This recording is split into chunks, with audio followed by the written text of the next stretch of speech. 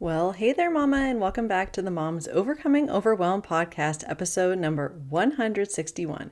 I'm Emily McDermott, and I'm here beside you on this journey as we work together to declutter your home, head, and heart. I know if you were anything like me, there have been a time or two where you have felt mom guilt. Mom guilt is always something that we hear about before we become a mom. And then you actually have kids and you're like, oh, this is what they're talking about when they say mom guilt, right? This feeling that you get multiple times a day sometimes because we are stretched so thin and trying to do so many things, and it's hard to be everything to everyone. So today I'm going to be talking about 5 causes of mom guilt and how we can say goodbye to mom guilt for good. So what do you say? Grab the notebook and pen and let's dive into today's episode. Hey there, Mama. Are you tired of all the stuff crowding your home, calendar, and mind? Do you wish you could say goodbye to the endless to-do list running around in your head? Want to declutter but don't know where to start? You're in the right place. Welcome to Mom's Overcoming Overwhelm, where you will find proven and practical solutions to declutter your home, head, and heart. Hi, I'm Emily, a wife, boy mom, and simplicity seeker. I struggled to get pregnant and felt overwhelmed until I discovered decluttering could create the physical and emotional space I needed to become a mom. Now, 2 kids later, I've transformed my life in motherhood by developing simple systems around decluttering, capsule wardrobes, kid stuff, cleaning and tidying, meal planning, time management, and more, and I can't wait to share them with you. If you're ready to reclaim the time and energy you crave, be present with your kids, and finally enjoy the life and motherhood you so deserve, let's kick overwhelm to the curb, shall we? Grab your lukewarm coffee, your notebook and pen, and clear up some counter space. Let's do this. Okay, everyone, before we jump in, I have an announcement. As many of you know, over the summer, I took a little bit of break from the podcast. I just had something coming out once a week, and they were mostly replays. And I realized as we've started this new school season, and today my youngest is unexpectedly home sick with pneumonia and strep, that I am going to go back to a weekly episode just on Thursdays because I feel like I want to pour into the community that we already have over at the Facebook group, tinyurl.com/moms overcoming overwhelm, and also grow my coaching business, especially my in-person home decluttering and organizing, but also my virtual for those of you not in the Washington, D.C. area. So I am going to be starting that next week. We will have a regular episode this Thursday, and then going forward, just episodes on Thursday. And thank you in advance for your understanding.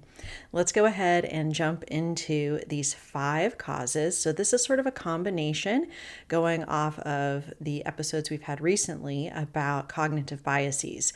These are kind of mindset blocks and cognitive biases, sort of a mix. And the first one is the spotlight effect. Now, the spotlight effect is when we magnify our mistakes because we think that other people are noticing us a lot more than they are.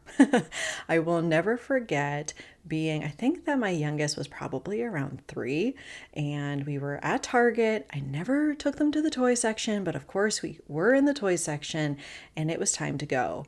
And I think he was a little bit hangry. He was really, really mad at me, and I literally had to pick him up, carry him all the way out the store. Now, have you noticed that in most stores, the toys are in the back? They need like a escape route for for moms with screaming toddlers. So I carried him all the way through the store the whole way. He was screaming, screaming, screaming. And I just figured everyone is looking at me. Everyone thinks that I'm a horrible mom. We've probably all been there.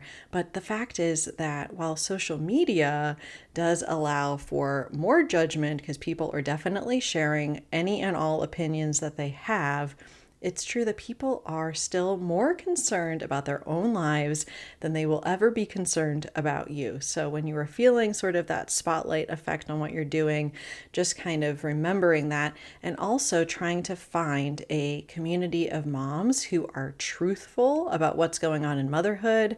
I hope that you can definitely find that here, but just surrounding yourself with moms who are keeping it real, talking about all of the things that no one ever tells you about being a mom, like all the possible liquids and things that can come out of your child, and all of the meltdowns and the tantrums and all of it.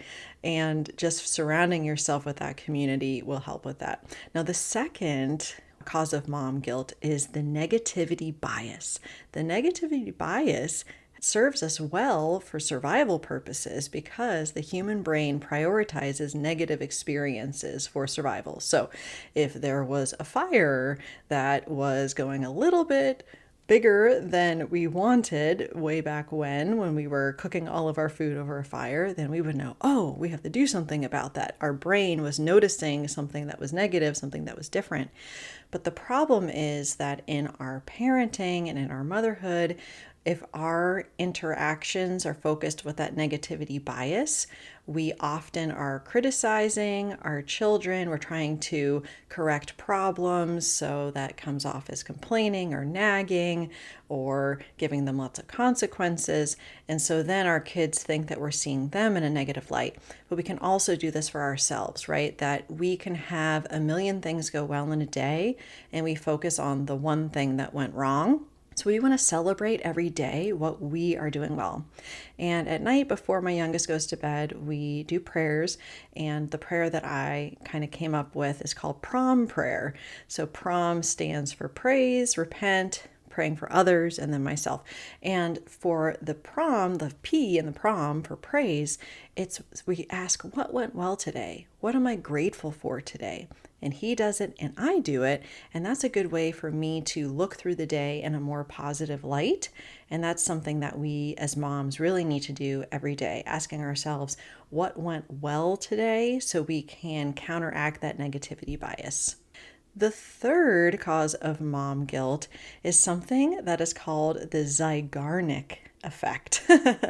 And this was named after the Russian psychologist who first noticed this effect. His name was Bluma Zeigarnik. I hope I'm saying that right. And this is the tendency of the human brain to remember unfinished tasks more than completed ones. Now, I talk about how clutter is seen as undone tasks, and that is true.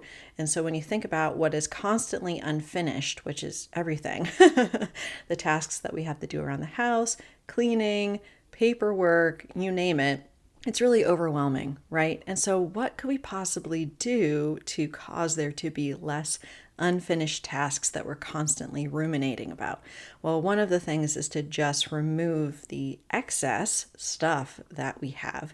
And also, when you are looking at different projects, you can think about what is aspirational as a project, what might be something you can realistically finish.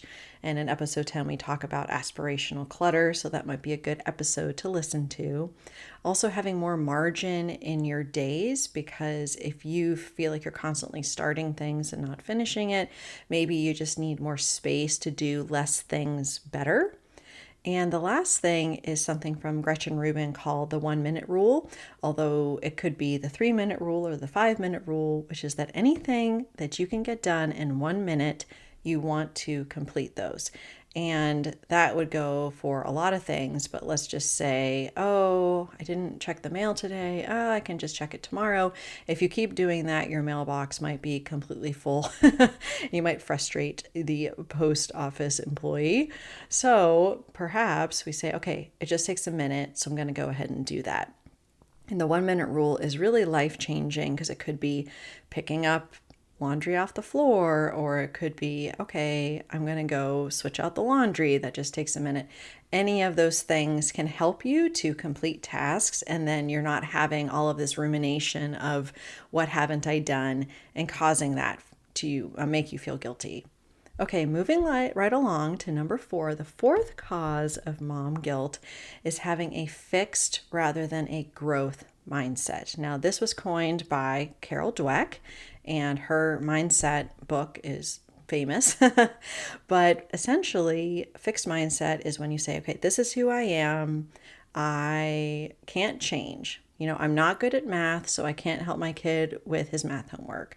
I don't know much about basketball, so I can't play a big game of basketball with my kids because I don't know what I'm doing. Also, when you have a fixed mindset, you see all criticism as something to resist and maybe resent. You never see any criticism as constructive or a way to grow. But moms who have a growth mindset, they believe that they can improve at anything. They like to learn. They learn from failures and they learn from all experiences. And they see the world differently in 5 ways. So here are the 5 ways. They see challenges as opportunities to learn. They see obstacles as stepping stones to improvement. They realize that effort is the key to mastery, not that we have to be perfectionists, right? Effort. Criticism is valuable feedback, and the success of others is an inspiration, not a threat. Now, the last one I want to focus on because when it comes to social media, it's so easy for us to see what everyone else is doing. And especially this time of year, I feel like there's all these fall festivals and all these things going on, and we see all the photos. And we want to see what others are doing as a source of inspiration rather than a threat that, oh, I'm doing something wrong, I'm not enough, and all of the things that we tend to think about ourselves when we're comparing ourselves to other moms. Also, if you're trying to grow a business and you see others succeeding in that same genre, that same industry, you could see that as a threat to your success. But with a growth mindset, you realize that you can see them as a way to be inspired and to learn from them as you are going on your own path. On Thursday, we're going to be talking with Gabe Cox, and she talks all about setting goals. And part of having this mindset around goals is you need to have a growth mindset to recognize that you can reach those goals. If you have a fixed mindset, then it's harder for you to reach goals. Okay, that was a lot, I know. But our 5th source of mom guilt, oh, you're going to love this one, are the good mom myths. And I am currently reading a book by Allie Worthington called Remaining You While Raising Them. I would definitely recommend it. And in that book, she goes through 5 myths we tell ourselves as moms, which I'm going to run through really quick. Good moms put their families first. Good moms' kids are obedient and well behaved, always. Number 3, good moms don't get angry. Good moms protect their children from pain, and good moms can do it all. And perhaps you hear some of those and you roll your eyes, and you hear others and you're like, oh yeah, I kind of do believe that to a certain extent. And what we want to do in this case is to recognize our own mom myths by asking ourselves, what makes a good mom? And ask yourself, according to whom? So we want to ask, okay, according to my mom, what makes a good mom? According to my mother-in-law, what makes a good mom? According to social media, my mom friends, and also what does your faith, if that applies, say about what makes a good mom? And what do you believe makes a good mom? So this might be a good writing exercise to see, okay, what are some of the myths that I'm actually believing? And how can I counteract that with the truth of what motherhood actually is? So I hope that those are helpful. Again, I'm going to run through them really quick. These are 5 causes of mom guilt and how to say goodbye for good. Number 1 is the spotlight effect, where we magnify our mistakes because we think others notice us and they really don't. Number 2 is the negativity bias, that we prioritize negative experiences over positive ones. Number 3 is the Zeigarnik effect, which means we focus on tasks that are incomplete a lot more than those that are complete. Number 4 is fixed mindset rather than having a growth mindset. And number 5 is believing the good mom myths. So hopefully you can learn something from this episode as far as which ones of those causes and the cognitive biases and mental and mindset blocks are causing an issue for you. And I hope that that was helpful so we can say sayonara to mom guilt. And on Thursday, as I mentioned, we're going to be talking to Gabe Cox. She is a podcaster and an entrepreneurial coach for professional women and some men. And we're going to be talking about how in a season of overwhelm can we actually attempt to reach our goals. So I know that you're going to love the conversation, and I will see you on Thursday. Bye for now. Hey there, Mama. Are you tired of all the stuff crowding your home, calendar, and mind? Do you wish you could say goodbye to the endless to-do list running around in your head? Want to declutter but don't know where to start? You're in the right place. Welcome to Mom's Overcoming Overwhelm, where you will find proven and practical solutions to declutter your home, head, and heart. Hi, I'm Emily, a wife, boy mom, and simplicity seeker. I struggled to get pregnant and felt overwhelmed until I discovered decluttering could create the physical and emotional space I needed to become a mom. Now, 2 kids later, I've transformed my life in motherhood by developing simple systems around decluttering, capsule wardrobes, kid stuff, cleaning and tidying, meal planning, time management, and more, and I can't wait to share them with you. If you're ready to reclaim the time and energy you crave, be present with your kids, and finally enjoy the life and motherhood you so deserve, let's kick overwhelm to the curb, shall we? Grab your lukewarm coffee, your notebook and pen, and clear off some counter space. Let's do this.